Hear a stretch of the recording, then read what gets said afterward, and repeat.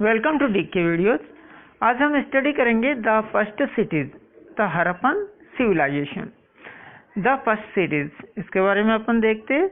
इतिहासकारों के अनुसार हरप्पन सिविलाइजेशन भारत की पहली शहरी सभ्यता थी, यानी कि जो सिटी बसी थी वो पहली भारत के अनुसार हरप्पन सिविलाइजेशन थी, जो एक प्लान करके बनाई गई थी। इसमें उनकी कुशल इंजीनियरिंग साफ नजर आती है। हमने पहले स्टडी कर ली थी कि कैसे मानव एक घुमंतु जीवन से ग्रुप में अपनी सेफ्टी के लिए रहने लगा।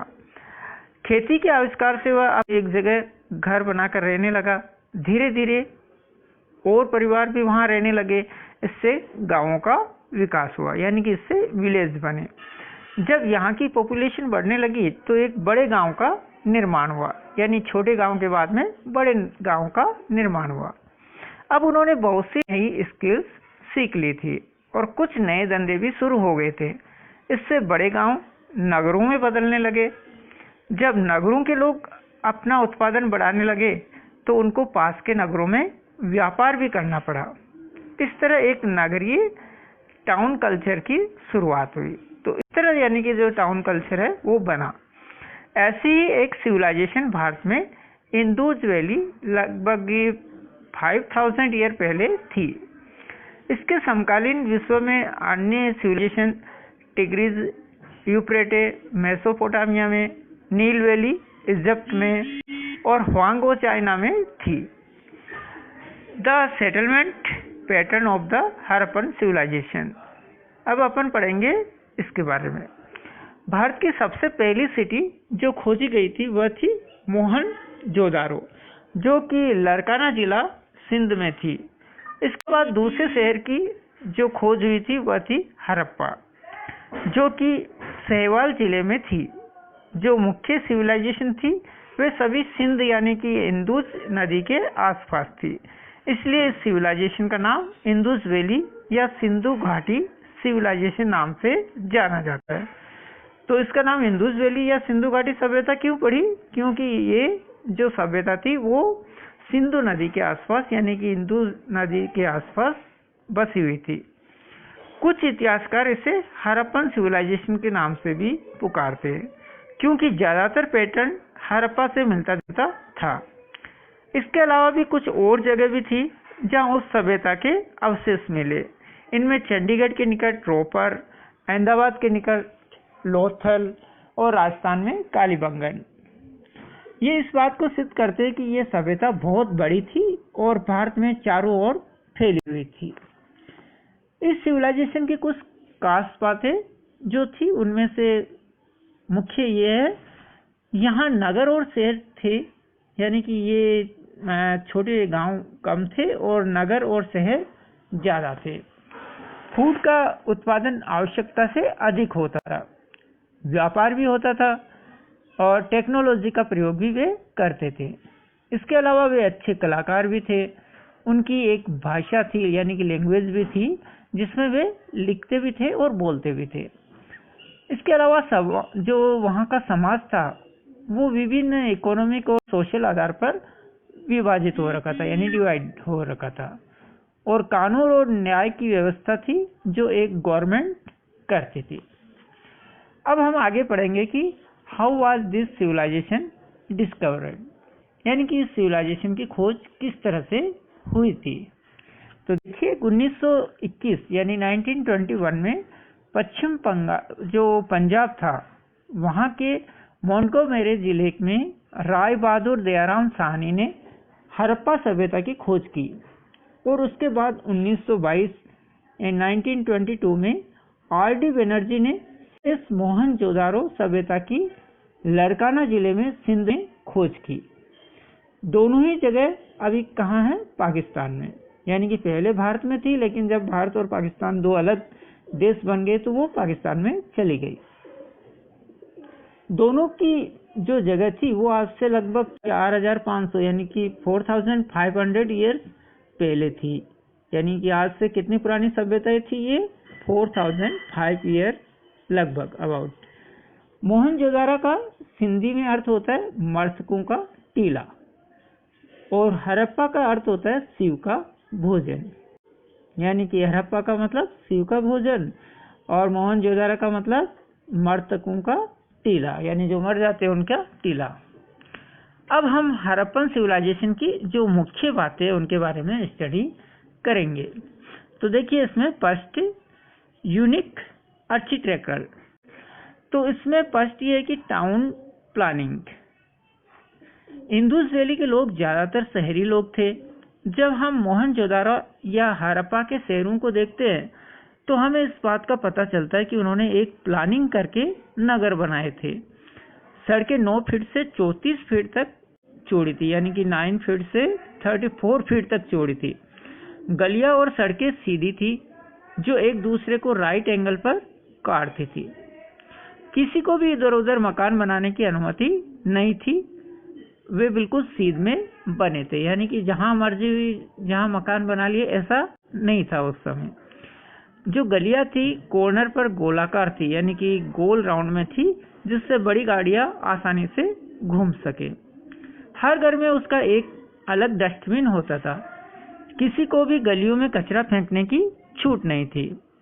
गलियों में रोशनी की व्यवस्था भी थी। इस तरह की प्लानिंग और कोई सिविलाइजेशन में हमें विश्व में देखने को नहीं मिलती। तो यानी कि यहाँ के ये सिविलाइजेशन में ये एक बहुत बड़ी विशेषता थी। सेकेंड हम पढ़ेंगे ड्रेनिंग सिस्टम। तो नालियों की व्यवस्था जैसे हम मोहनजोदारो, लोथल और अन्य जगहों पर मिली, वैसी विश्व में कहीं और जगह नहीं थी। यानी कि यहाँ की नालियों की एक बहुत बड़ी विशेषता थी। क्या थी कि वो घर से जो नालियां निकलती थी वो गलियों की नालियों से मिल जाती थी। वे नालियों को खुला नहीं छोड़ते थे, उनको पत्थरों या लकड़ियों से ढककर रखते थे। गलियों का पानी शहर के बाहर तक जाकर निकलता था, यानी कि इस तरह से शहर में या नगरों में कोई गंदगी देखने को नहीं मिलती थी। तो ये एक बहुत बड़ी विशेषता थी उस समय की। उस समय इंदुस नदी के साथ उपजाऊ मिट्टी भी आ जाती थी, यानी कि नदी अपने साथ मिट्टी भी बहा के ले आती है, तो वहाँ की जो जमीन थी वो उपजाऊ थी, इसलिए ये क्षेत्र उपजाऊ था। राजस्थान और सिंध में आज की तरह उस समय रेगिस्तान नहीं था। जैसे अभी रेगिस्तान है अपने राजस्थान में, वैसे पहले के समय नहीं था। चलिए अब केस स्टडी में पढ़ते हैं द नॉर्थ वेस्ट। ज्यादातर एरिया जो हमें हड़प्पन सिविलाइजेशन का मिला है वह भारतीय उपमहाद्वीप के नॉर्थ वेस्टर्न पार्ट में मिला है। इनमें शहरी क्षेत्र थे, रोपर ईस्ट पंजाब, संगोल ईस्ट पंजाब, मित्थाल हरियाणा, कालीबंगन राजस्थान, लोथल और धोलावीरा गुजरात। तो ये यहाँ पर स्थित थे। हम केस स्टडी में आज हड़प्पा और मोहनजोदारो के बारे में विस्तृत रूप में पढ़ेंगे। तो देखते हैं इंदुस वैली की दोनों सिटीज हड़प्पा और मोहनजोदारो मुख्य रूप से 2 भागों में बंटी थी।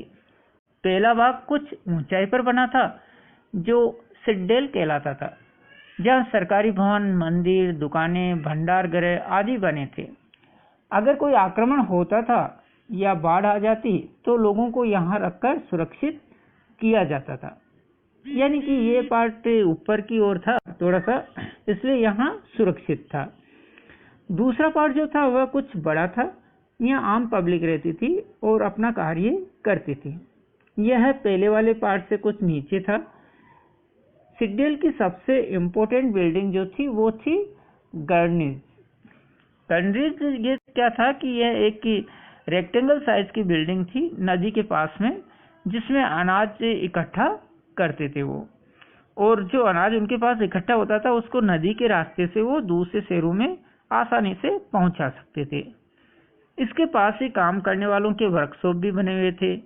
यहाँ के लोग कॉपर, ब्रॉन्ज, लेड, टीन आदि से विभिन्न प्रकार की चीजें भी बनाते थे।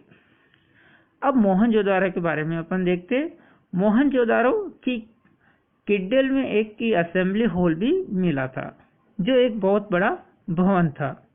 इसके अलावा एक की द ग्रेट पब्लिक बाथ था, जो एक महत्वपूर्ण जगह थी।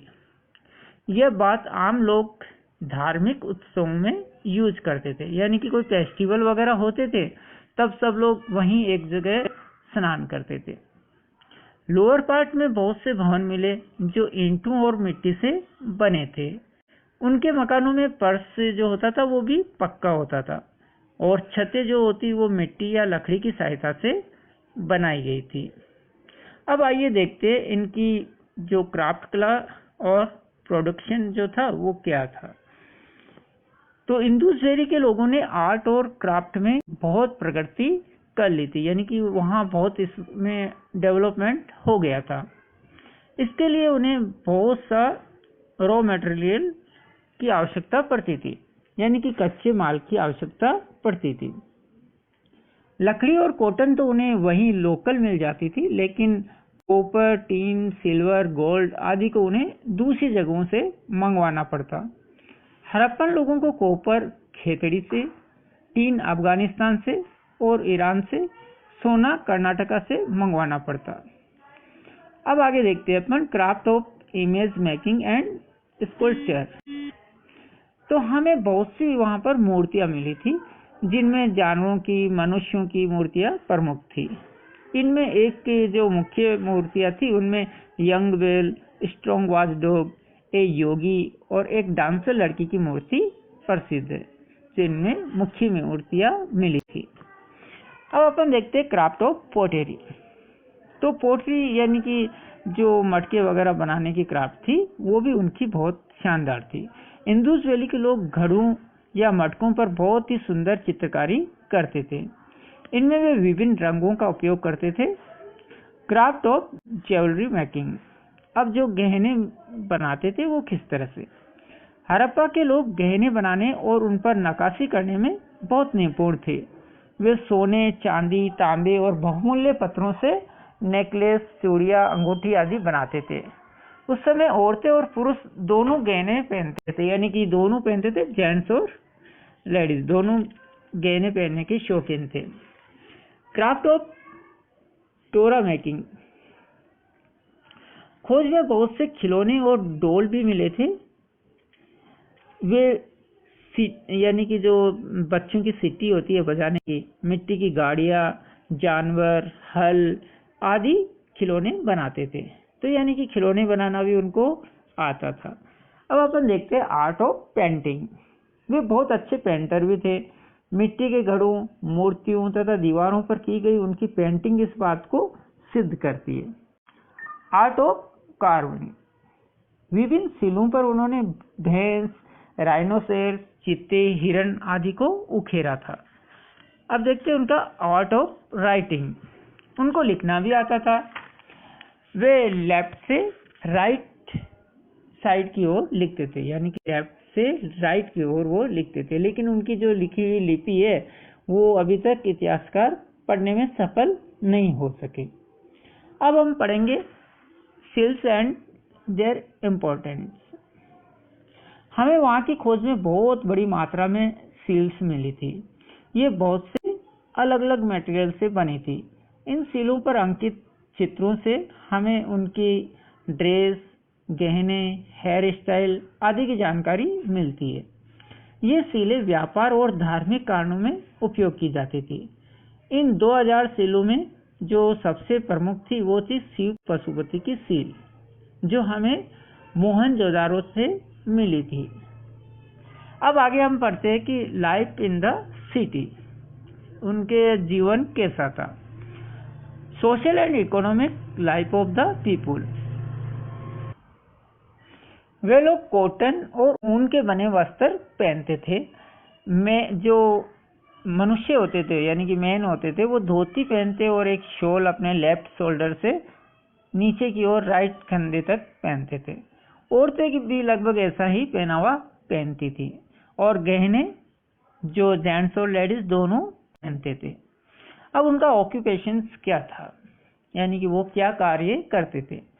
वे खेती में गेहूं, चावल, मक्का, बाजरा, कॉटन आदि उपजाते थे। फल और सब्जियों का उत्पादन भी वे करते थे। वे लोग बैल, भेड़, हाथी, सुअर, भैंस, ऊंट आदि को पालने का कार्य भी करते थे। इसके अलावा मटकी बनाने वाले, गहने बनाने वाले, जो चित्रकारी करने वाले, इस तरह से उनके अलग अलग कार्य थे। अब आगे अपन देखते हैं एम्यूजमेंट, यानी कि वे डांस करने, घर में खेलने और बच्चों जो थे वो खिलौनों से अपना मनोरंजन करते थे। अब हम देखेंगे कि इंदुस वैली के लोगों का धर्म क्या था, यानी उनका रिलीजियन क्या था। बहुत से चित्रों और मूर्तियों से हमें पता चलता है कि वे पूजा करते थे, यानी कि किसी को मानते थे। उनमें शक्ति देवी और शिव पशुपति देवता के रूप में प्रमुख थे, यानी कि देवी के रूप में वो शक्ति को और देवता के रूप में शिव पशुपति को मानते थे। जो हमें पशुपति की मूर्ति मिली थी उसमें एक व्यक्ति योग मुद्रा में बैठा था और उसके 3 चेहरे थे और आसपास सिंह जैसा उनके लगा हुआ था और आसपास जानवर थे, जिससे पता चलता है कि वे शिव को पूजते थे। इसके अलावा वे विभिन्न पेड़ पौधों, पक्षियों, जानवरों आदि को भी पूजा करते थे और मरने के बाद में जो जीवन होता है उसकी मान्यता में भी वो विश्वास रखते थे। अब हम देखते हैं कि उनका कॉमर्शियल रिलेशन कैसा था। इंदुस वैली के लोगों का व्यापार देश और विदेशों में विभिन्न जगहों में होता था। वे दक्षिण भारत, पूर्वी भारत से लेकर सेंट्रल एशिया और वेस्टर्न कंट्रीज तक व्यापार करते थे। Decay and fall of the Indus valley civilisation. अब इसका अंत कैसे हुआ इस सिविलाइजेशन का, उसके बारे में अपन देखते हैं। तो इंदुस वैली सिविलाइजेशन लगभग 1000 साल तक चली थी। ये 1500 BC में जब आर्यन आए थे तब तक भारत में थी। अब इतिहासकार इस सभ्यता के अंत के लिए विभिन्न कारण बताते हैं कि इसका एंड क्यों हुआ।